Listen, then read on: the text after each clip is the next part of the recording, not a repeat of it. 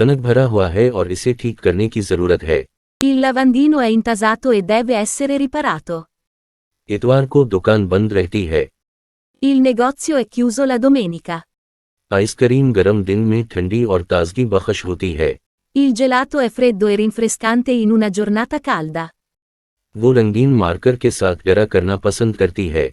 Le piace disegnare con pennarelli colorati. Sofa बैठने के लिए आरामदा है। Il divano è comodo su cui sedersi. दूसरों की मदद के लिए इसके इक़दाम काबिल तारीफ हैं। Le sue azioni per aiutare gli altri sono encomiabili. Company television पर एक नया इश्तिहार जारी करती है।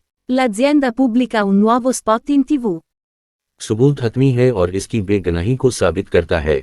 Le prove sono conclusive e dimostrano la sua innocenza. जब मुतअद्दिद इख्तियारात का सामना करना पड़ता है तो वो उलझन में पड़ जाती है।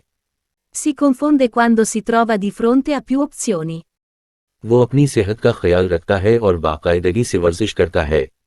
È consapevole della sua salute e si esercita regolarmente.